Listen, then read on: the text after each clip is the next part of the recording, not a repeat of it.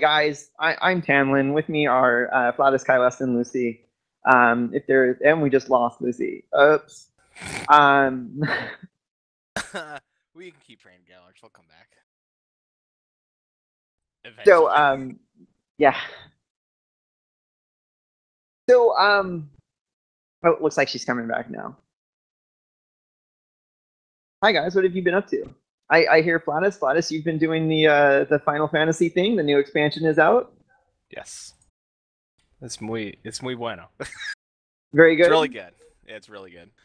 The expansion is really fun. I used a Vial of Fantasia, changed my character over to the Aura, which is the dragon race of people, and I'm having a blast. I'm currently rolling all the job classes up to 30, so I can unlock or I'm going all the regular classes up to 30, so I can unlock all the job classes. So unlocking like ninja and monk and all that. So that way I have them all, so that when I'm ready to go, and then I'm gonna go get my Dark Knight and then level that up to 60 and switch over to tanking as a Dark Knight. Are you planning on? Well, you can do all the jobs in Final Fantasy, right? And it's got the holy, right? And it's got the Holy Trinity. Kinda, yeah.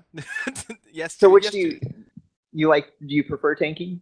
You look like I do. I prefer tanking. I do. I like it in that game. It's different. The Dark Knight uses magic, so you have to manage not only your MP, but you have like TP's what you use to cast spells, and you have to manage that, your MP, and which is your magic, and then your health as well. And then but there's different. Then the Astrologian, which is the new healing class, uses a globe and tarot cards, and they pull cards, and that's how you heal and buff people. And the Machinist is the new DPS gun class with a turret, which is actually really kind of cool. And there's different barrels you can put on your gun, so like you can attach like a 3-way tip on it, and it'll shoot, 3 directions, right. and do for AOE, right? AOE and stuff like that. Okay. A lot of fun. Cobra Strike Force likes the Trinity. Hey, I don't mind the Trinity, but I also don't mind mixing things up and trying new things. I will say that as a healer, I'm often, if the encounter is not especially exciting or challenging, off in the middle of raid. All right, so try to keep the show. Wait, people are laughing and giggling, and I don't understand it. Because everything you said, I've been like mentally twisting to something sexual, but trying to be very nice and not. Because that's where you live all the time. In Sexy Town? In that twisting everything, yeah. I live in a sexy town. I'm sorry. I thought it was. Is that next door to Funky Town? I've never heard of Sexy Town, but I know there's Funky Town. No. Anyway, all right. So it's right next to Brick House. Next to the Brick House. Okay. So EverCast news.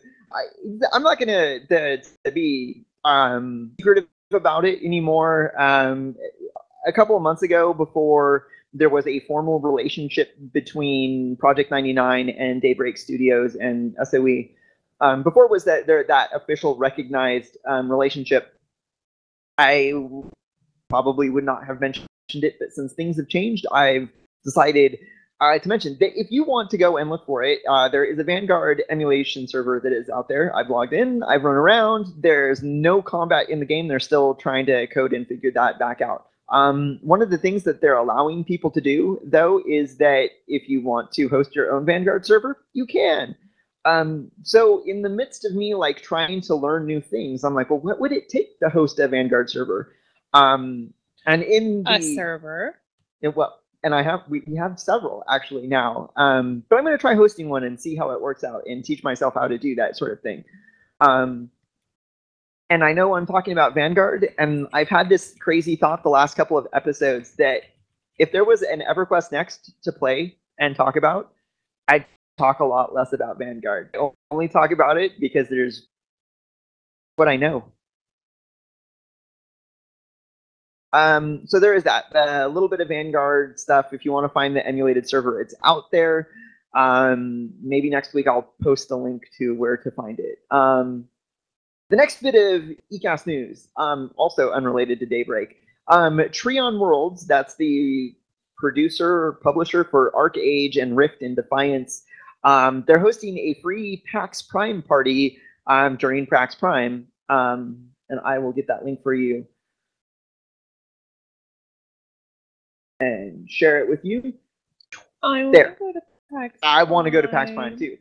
So if you are going to that event and you want to stop by and say hi to Brass, that's how I found about it. She said she gave us the news about it, or at least gave me.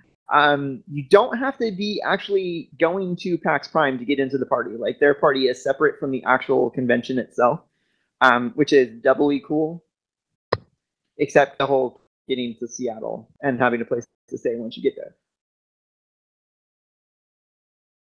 Uncle lives in Seattle. Just have to show up to the party. Hey, I've got plenty of friends. It's getting there that's the problem. I've got plenty of friends that I could stay with. Yeah. Stupid planes. I can hook you up. The plane. The plane, boss. The plane. So, Flatus, the Kickstarter. Do you want to bring that up? Sure. You've heard us talk about this. You've heard us talk about this game before on the cast. It's Project Gorgon, and they're back on Kickstarter. Last time they were on Kickstarter, it didn't go so hot. I mean, it was like a last minute, everybody kind of found out about it, and they had like one day to go, and they didn't reach their goal. But a lot of the people that found out about the game said, no, keep going. We'll support you any way we can. And I was on the show and I said, listen, everybody, go sign up. Just go sign up and play it. It's something you can download and tangible. It's tangible. It's a physical MMO that you can go play. It's in the works, so it's not all there, but it's a thing. And we've all, I think, myself and Tanlin have played. I'm not sure if Kailes started playing, but I know Tanlin got turned into a cow and I milked him at some point. That happened. Only in that game. And I screen captured it. I've got it somewhere on my hard drive. Yeah, you do. I drank of your milk. It gave me a buff. It happened. Lucy's making a face. Listen, that's what happens. I remember this. I just didn't realize that we were going to revisit Tanlin's milk.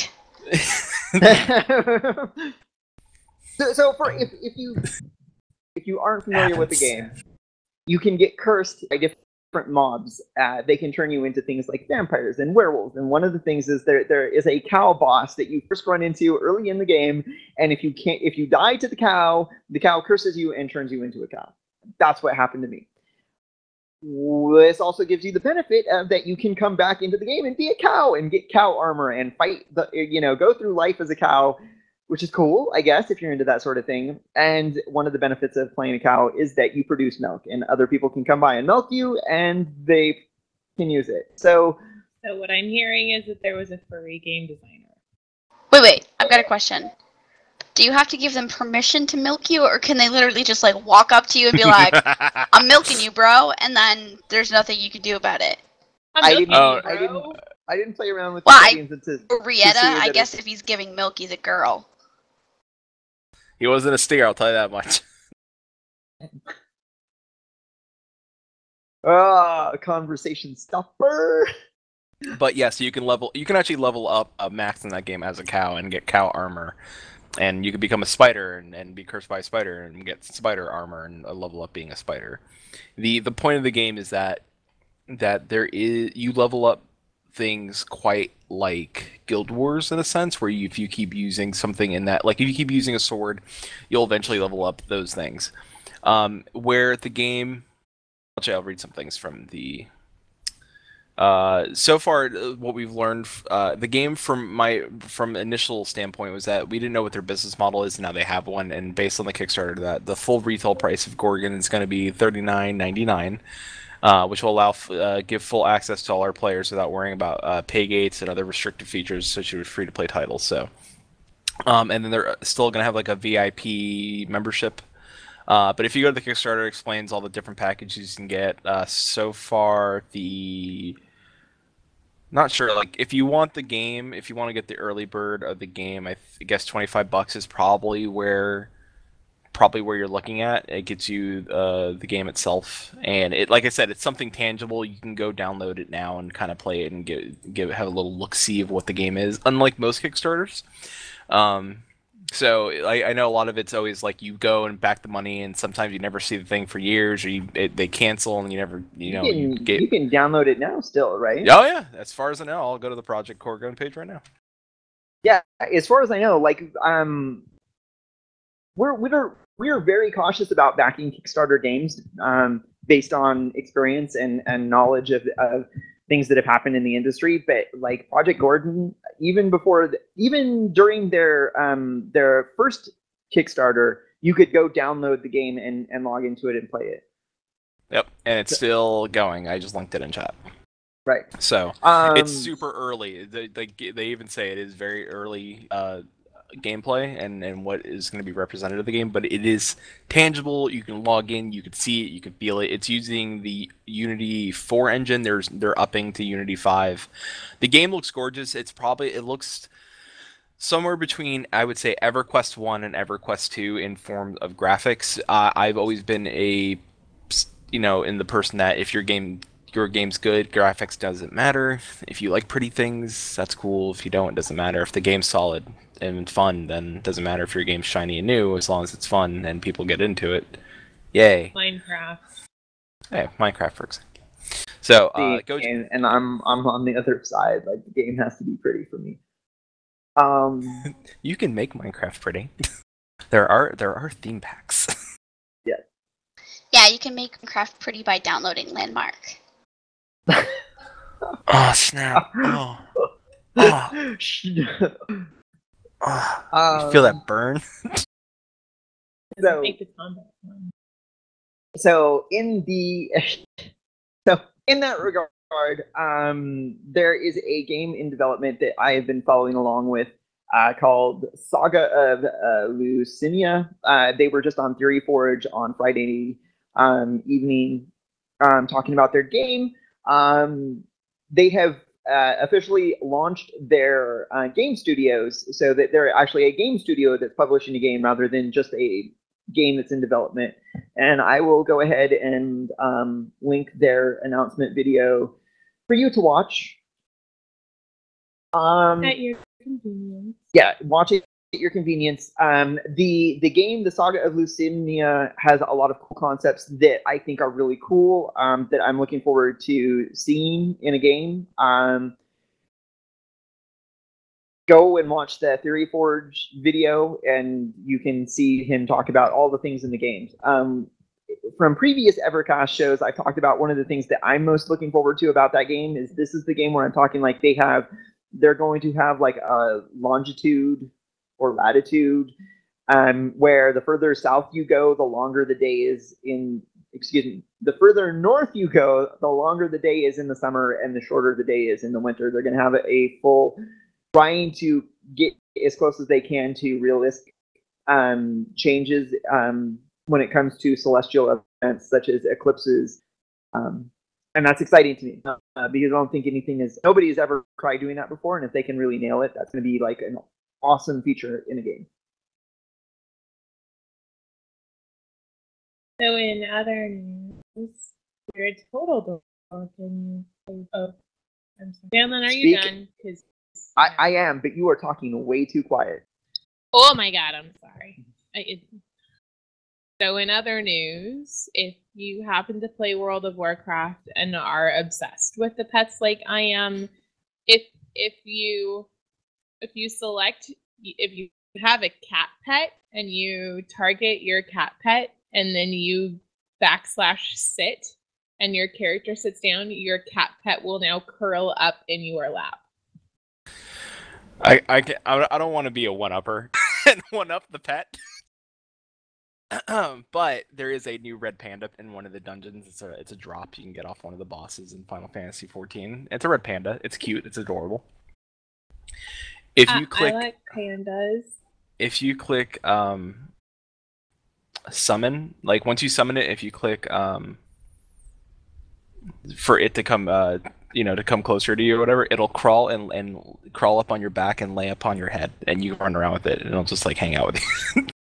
And that's where there's some of the new things. So like Pepe and the the little bird that you can get off the tree in the garrison. But except your pet will just crawl up and like, hi, how's it going? So it'll hang off your back, and then you can see it behind your shoulder and stuff. So when you're running around, it's pretty great. But also, yeah, they do things like that too. The pets have personalities. If you like going to things, like some of them are very independent, so they'll walk away from you and stuff and come back. And that's in Final Fantasy. Oh yeah, Final Fantasy 14. Cool. Well, I think that was it for ECast news.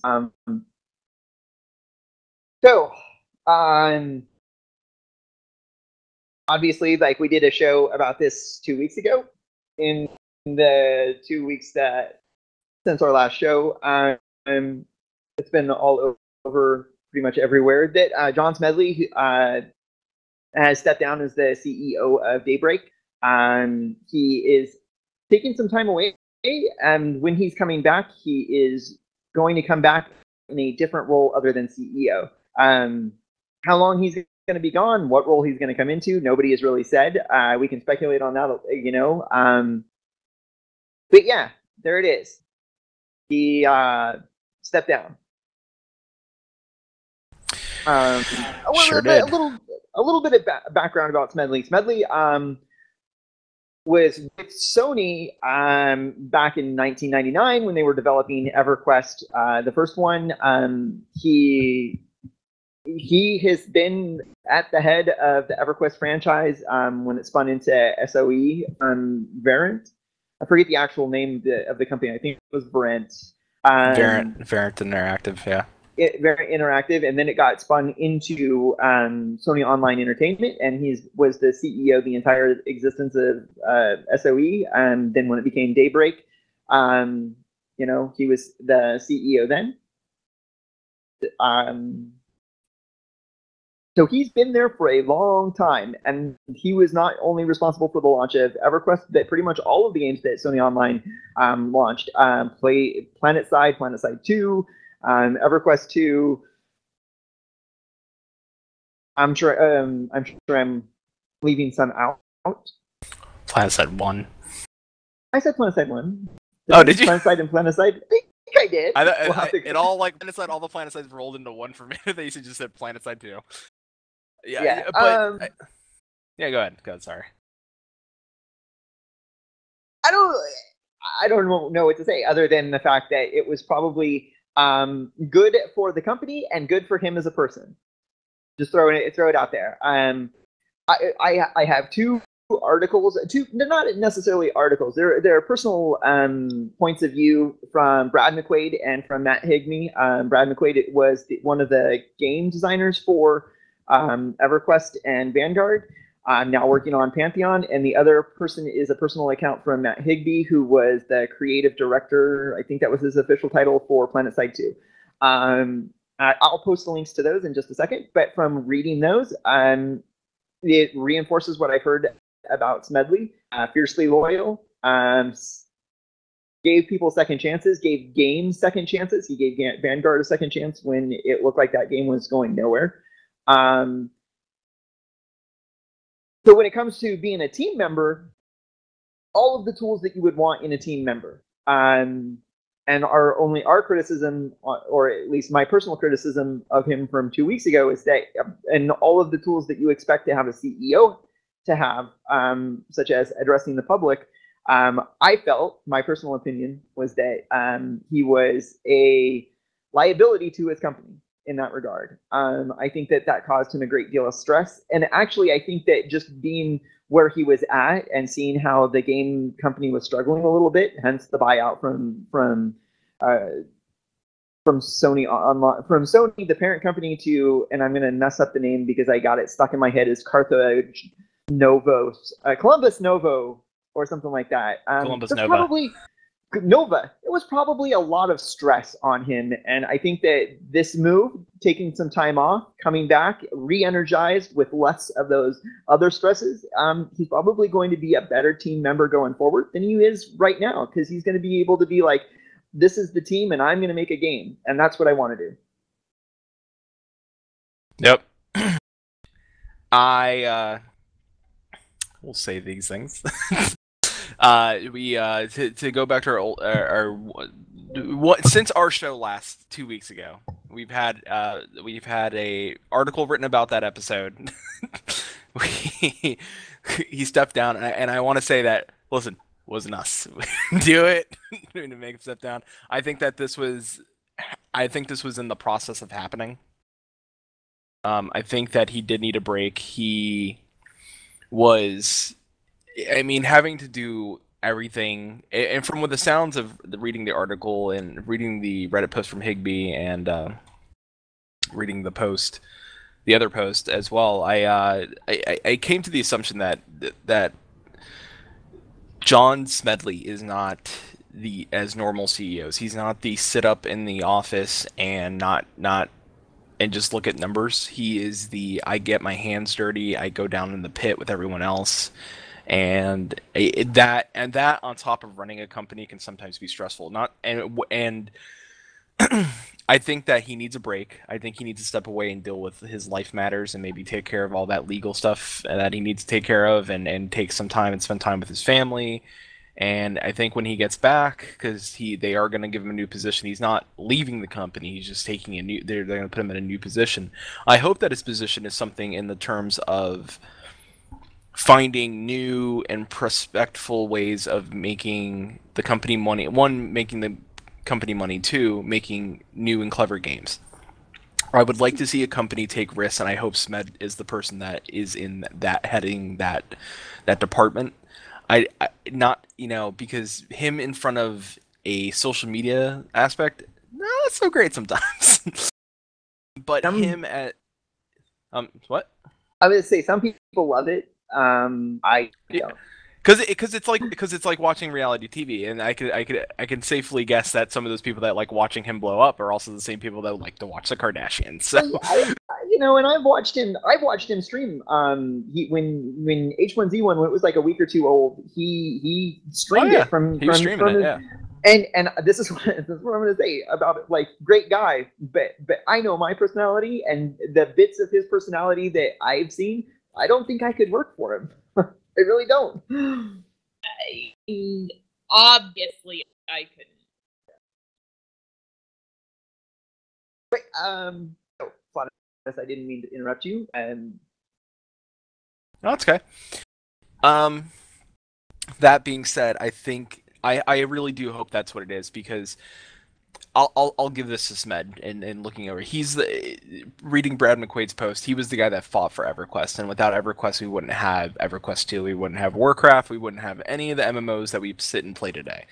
A lot of the times they said that 3D MMOs couldn't be done, and he pushed for it. And he never told Brad McQuaid that the game was canceled, possibly canceled, or was going to be canceled more than one time to keep morale up.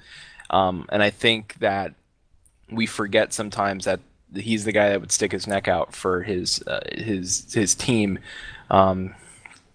So that being said, I would like to see him in a role where he's the guy that he gets a position that he's the guy that goes out and finds new prospects for games, and then Daybreak can be the company that has those MMOs and those online games that are new and different and not the same cut. I'm tired of seeing MMOs doing, or even free to play MMOs. They all do the same thing. It's like our options are, we get all those free to play MMOs from Korea, and they're all the same. It's this massive grind to this end game PvP that's all the same.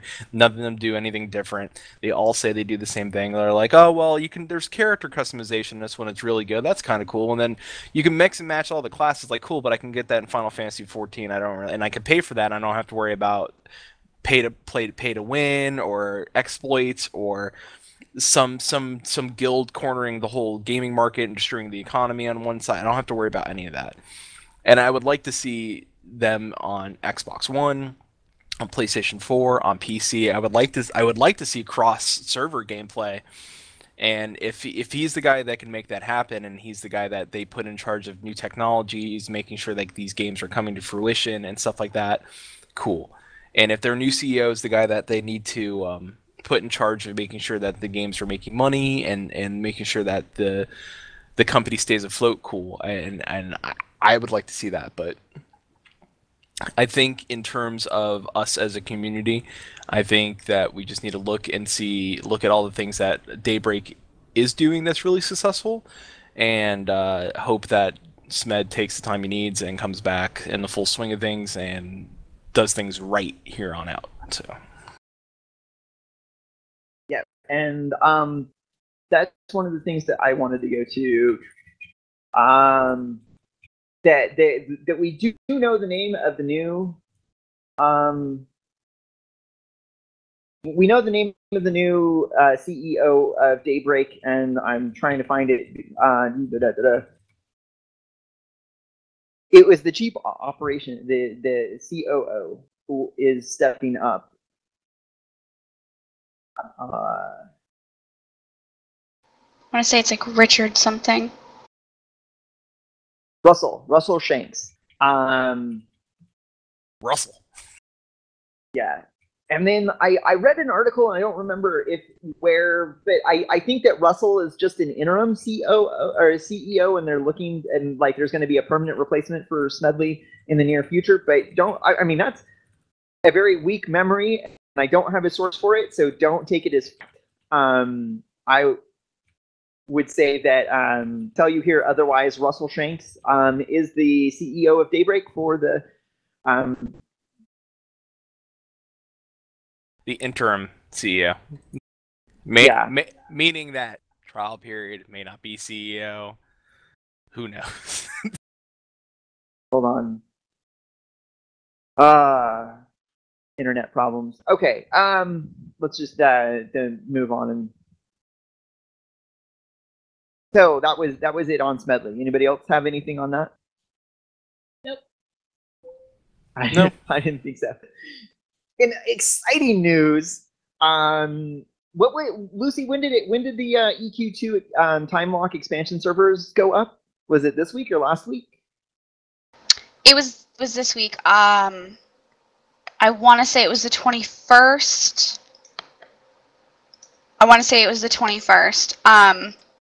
I remember it went up at 3 p.m. for me, Eastern time, and I literally was like, make carrot, like, I'm not sure if everybody in chat or everybody in the show has, it was Tuesday, it was the 21st, has ever played EverQuest 2, but the character editor is like really cool, where you can, if you have an open character slot, you can go in and you can like make different characters, and you can save their look. Like you can save like their hair color and their hairstyle and their nose length, and like it's really detailed. Like there's a height slider, there's like a nose tilt up or down, length, chin length, jaw width, lip width, all this crazy stuff. So you can save that build, and you can do it for a bunch of different, like, whatever races you want, and save as many as you want and all this stuff. And I do that frequently. I really like playing with the character editor and making new looks and new characters and stuff like that. So I had characters all made and ready to go when the servers came up.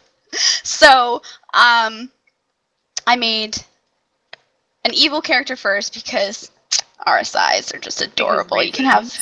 Well, the RSI, I just love the RSI. They have, like, I have the bright pink wings with, like, these... It's awesome. Anyway, so...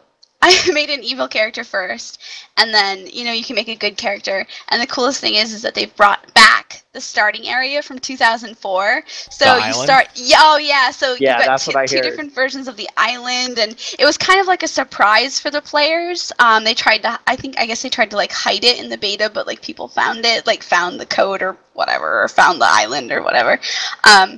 But it was they had been saying like, oh no, you're just gonna start like you normally, because they took away the islands after a while in EQ2, and then they brought them back for like maximum nostalgia, and it was just fantastic. So, but anyway, so yeah, the servers went up on Tuesday, and I was like in there. I got all my favorite names. Like, it was great, and the launch was like smooth as you can even imagine. Like when they launched EQ, like their time lock servers, it was so clogged, like you couldn't get on. There were huge queues. You'd be waiting for hours.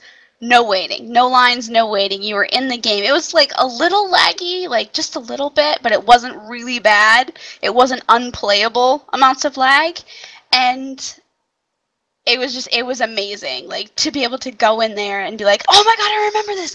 Oh my god, I remember this! Oh my god, this quest is still here! Oh my god, it's the collection quest again with the shinies!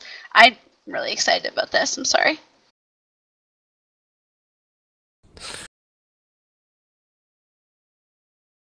That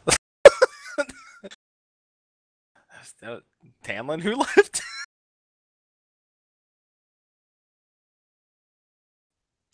Someone left. It was Tanlin. It's okay. We'll keep going. How excited you were? You scared Tan was like, oh. I did. I scared Tanlin away. So if you guys don't know, there are two different versions of servers going live for the Time Lock expansion. One is PvE, and it's called Stormhold, and one is PvP, and it's called Death Toll. And you have to be careful, because if you just like pick a name and hit enter, it'll automatically enter you into the PvP world. Don't want that. Really? It defaults you to the PvP server? Yeah, because Death Toll alphabetically comes before Stormhold. That's Toll is the perfect name for that. What a way to troll your players. So. I don't think there's like immediate PvP on the starting island, so it's not horrible. Oh, but like if you're not paying attention and you think that like you don't think about it, and then it might be a nasty surprise for some people. But the opening of it was really smooth. Like everybody was able to get in. Like there were tons of different instances of the same zones. Like I think I read an article saying that there were like 19 instances of the outpost of the Overlord when the writer went in, and that's so many people. The only thing that I had a problem with was like finding the same instance that my group member was in, because I couldn't remember how to do it. So it was a little difficult there. Like, where are you? I don't know, but I'm standing here and you're not here. It's rough, but so great. And I had a really unique experience where I am like super nostalgia. Like I made so many characters over and over and over again, and did the starting quest so many times that I knew all of it. Like I knew where to go, I knew where everything was. Like it took me a minute to like remember, but as soon as I saw it, I was like, oh yeah, no, we have to go here and do this and collect the sticks and all this stuff. And I got to play with somebody who had never experienced it before either, so they were like, oh, this is cool and this is cool. I'm like, oh yeah, and you need this, we need to farm this mob so you can get this thing. And it was just really cool to see it like from a new perspective while I was revisiting the nostalgia of it. Maybe I should come and play with you. It was really fun. If you're ever going to get into EverQuest 2, now is the time to do it, because you don't have to feel like you're constantly playing catch up for 10 expansions. Like you don't have to worry about all the extra stuff that they've added on throughout the years. It's just the game. Like what's the level cap? What's the level cap when the game came out? I don't remember 60? when it came out. No, but it's 50 now, so I'm guessing it was 50 then. The first expansion ups it to 60, so I'm thinking that they're keeping that the same. But so, and have people hit level cap already, or is that going to be months? I honestly don't know. I've already made 3 characters, so I had to buy a new character slot so that I could make it, and now I don't have an extra character slot, so I can make, like, I can go into the character editor, which I'm sad about, but I'll probably buy another slot soon. That's awesome. That's cool. Yeah. I heard that when I saw the PvP server, there's no mounts. Like there's some rules that I think would if you're in the PvP, yeah, they don't allow mounts. They're like, nope, no mounts. Well, that's because fast travel is limited. Right, and that's because that's how the game launched, right? Like they added that in later. Oh, they took it out? I think they took it out. They learned from their mistakes and have a lot of things like the Fae can't glide or fly. Like it used to be that if you were on a PvP server, you could glide or fly as long as you weren't in combat. But I believe they've taken it out completely. So you have useless wings. Oh, they're useless anyway. Useless wings. Fae can't really fly. You have to like equip like flying mount wings in order to be able to fly, but you can't. Your character does like hover over the ground, like, and their wings flap as they're running animation, which is, I think, far superior than the constantly running around a zone. I would like to point out that I heard a scream of 1,000 Fae as soon as Hamlin said useless wings. Oh, I'm sorry. Is that did they take it? There's no 3D movement with the wings, so he's not wrong. Well, I thought that that was what allowed them to glide was the wings. They do glide. So Fae and RSI do glide. Like if you jump off of a cliff, there's no falling damage for you as long as you're not in combat. Same for Eric and the Dragon Race, which I bought and have, and I could roll that on that server. But the boys have. The girls have. So if both male and female Eric can have them. I know. I was objecting because the boys have wings. Yeah. She's going to Dark Crystal. Oh. Sorry, I didn't get your Dark Crystal reference. I'll just... It's okay. I kind of watched it first time ever. Within the last year. This year. Well, okay, so I'm old, and I was a kid when it came out, and it scared me. The Skeksis scared the shit out of me when I was a child, so I wouldn't watch it. I'll be honest, the Skeksis still are kind of scary.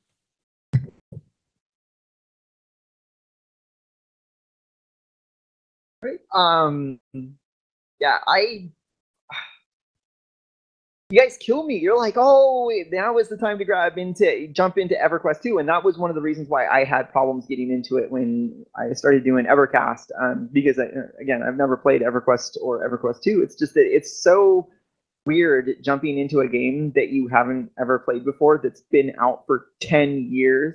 I feel like I'm so far behind on like knowledge and I don't know. And the world feels weird. It feels like all the stories in the low-level zones are like, I don't know. It's like I'm doing the remnant storylines of, distant quests from like ages ago instead of actually experiencing something new and fun. It really does begin to feel like a chore to go through the leveling, and that's why I think that's one of the things that I hope that other MMOs in the future get away from. It's like, let me just play the character and do the things that I feel like this character would be doing in the world.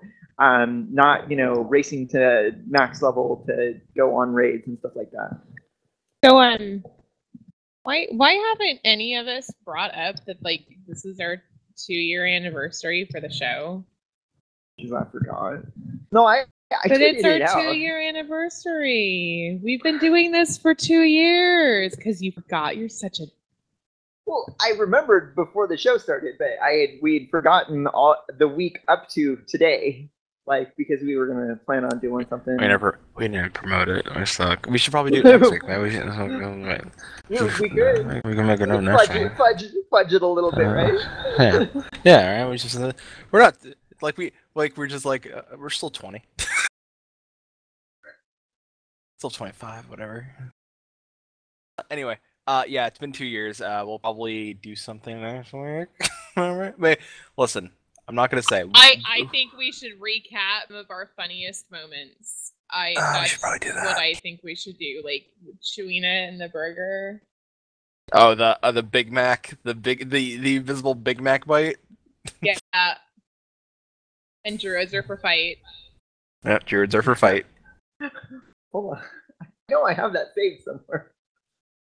The They are for fight.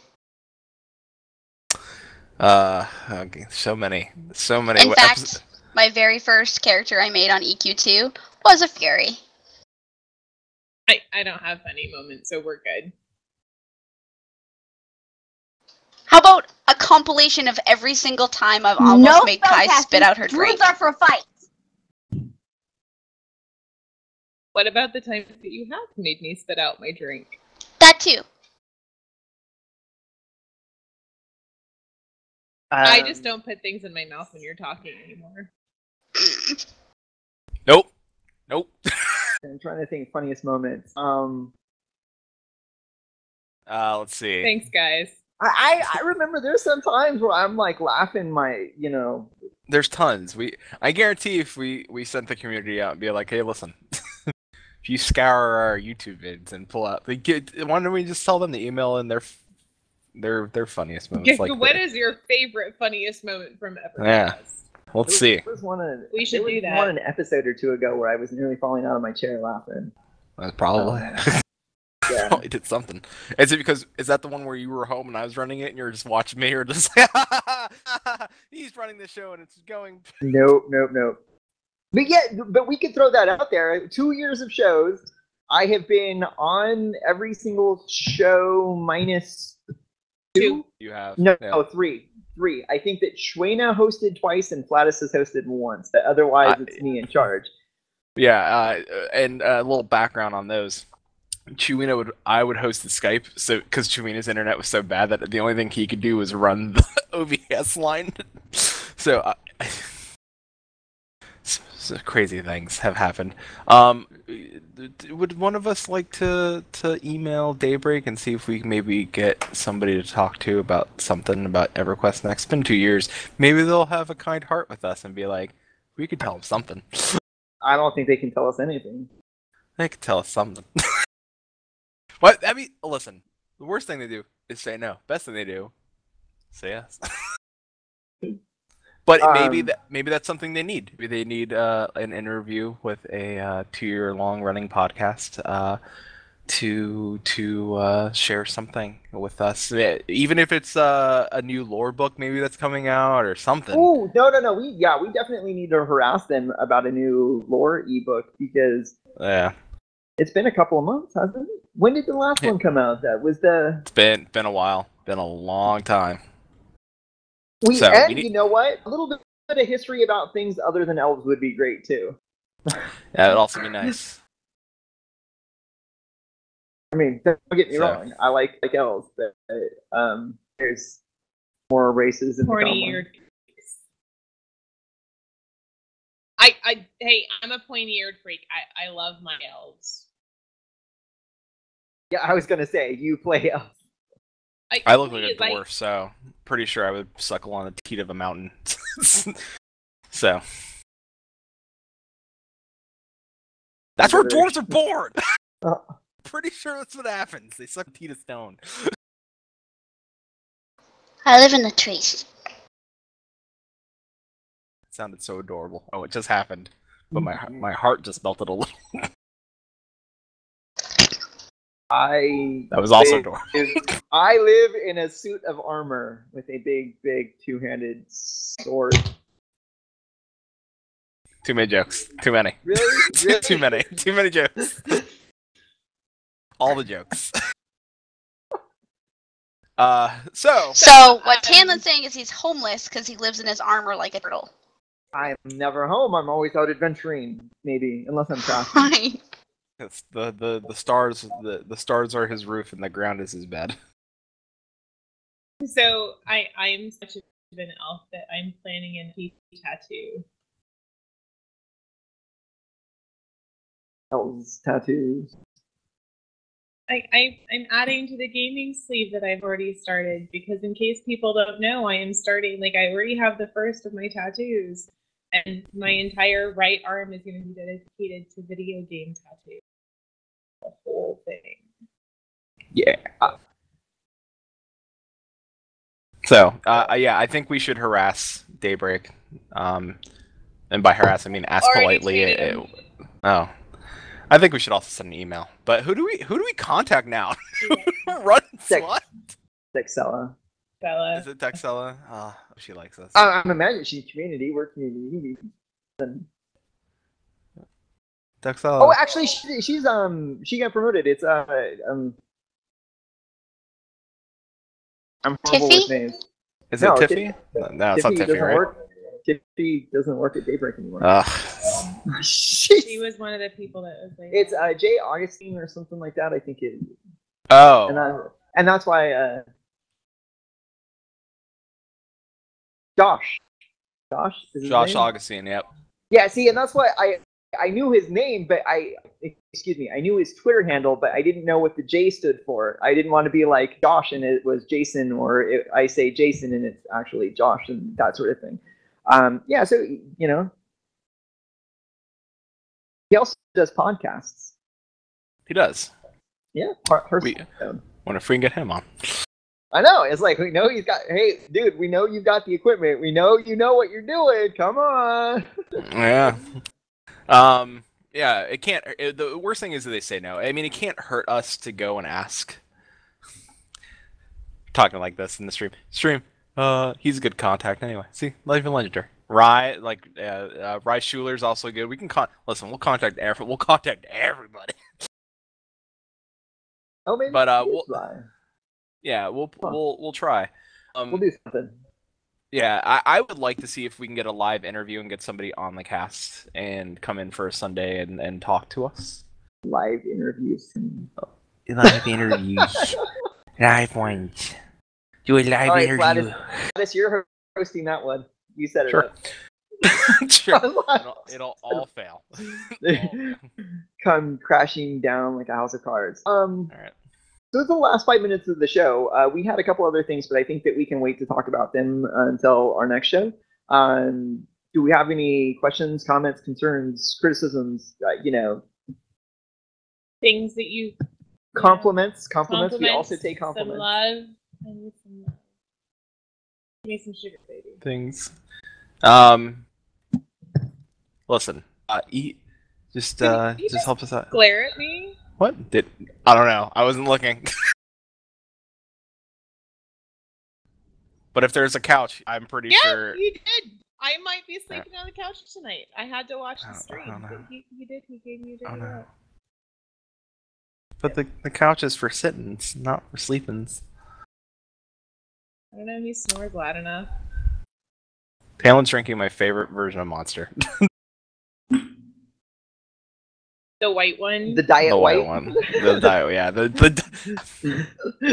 diet blue is also pretty. Trust me, it's not doing anything for any of the calories I intake. Trust me. Yeah. But I get like it's a 24 pack. She goes to Costco and gets the 24. Wait, how many more? There's 24 regular size cans and it's like $24.99. I pay like $1. Oh, it's not bad at all. I may have to go do that. Anyway. Zexidu says real quick, try Pentapod. Yeah, I know Pentapod has been known to do podcasts before. She's done EQ2 Talk, and if you don't know what EQ2 Talk is, go check it out. It is a EverQuest 2 podcast, and I'm pretty sure they are discussing the Time Lock expansion servers over on that podcast. And we love Pentapod, and we would love to have her here if she would like to be here. I totally love the pod. She got Talk me hooked louder. on special cookies. I love the cookies that she got me addicted to. Oh my god, they're amazing. Cookies? Anyway. You guys kill me here. I'm like, you guys, we need to talk at one volume because it makes audio editing easier when we're all talking one volume across the whole stream, and then people get really quiet. I'm like, no, don't be quiet. Talk loud. Little to Talen's knowledge. Little to Talen's knowledge. Kylis, Lucy, and I are all in agreement. Like, let's make him work. Let's see how much volume change we can possibly do. I have to be reading this wrong. Sadu says, I wish I could take a beautiful screenie and mail it to you guys for your autographs. Wait, what? You what? For Okay, that's a thing. I'm gonna I'll just get like a print stamp and stamp my next to my name and off. Like, why? Like a bear print next to It won't be a bear flying. just like the size of the whole bird. It's like poof. No, you get sit on it. Sit. A bear butt print. I ain't signing that after Flatus. Let me sign last. Let's put it. No, nobody wants that. Nobody wants that. I laughed so loud. Well, It got the dog's attention. there you go. Well, on that note, thank you. Yeah, if you guys haven't tried E2 yet, play the time-locked expansion servers. They're awesome. Yeah. Agreed. So that is what episode 65. Welp. Well. Thank you all for coming tonight, and we will see you all next week. We will try to do and get something special. If not next week, well, we have to go by their schedule. So as soon as we can get a response and an answer and see what we can get for you guys, we will try to get something for you, and we will announce it and let you guys know. Thank you all. Follow us on Twitter. All our ats are underneath us. And you can follow us at EverCast Show. That's off to the side and under social media: Facebook, YouTube, Twitter. You can also find us on Stitcher and iTunes. We tweet that out. I will say that because audio is so much easier to edit, that if you want the best quality experience enjoying the show, the audio version on Stitcher or iTunes is the way to go. Absolutely. And if you miss half the show, or you miss Stitcher's great because it streams the podcast for you. So if you're at work, you have headphones, you want to listen to the show. If you missed it, you can stream it right to your phone. It's a low. They compress it so it doesn't eat a lot of data. So that's also a good way of doing things, and that's both on Android and I believe Android Windows Phone, I believe, and iPhone as well. So thank you all for coming out. You can email us at evercast.show@gmail.com, and I think that is it. That is all the socials and all the things, and we thank you so much. Oh, and we have an EverCast Show Reddit page. Go join the Reddit page. It makes things, if we know something's up there, we'll talk about it. So go do that. Yes. So thank you all, and we will see you next week. Bye. Oh, we got to camp out. I almost said bye. I was about to camp out.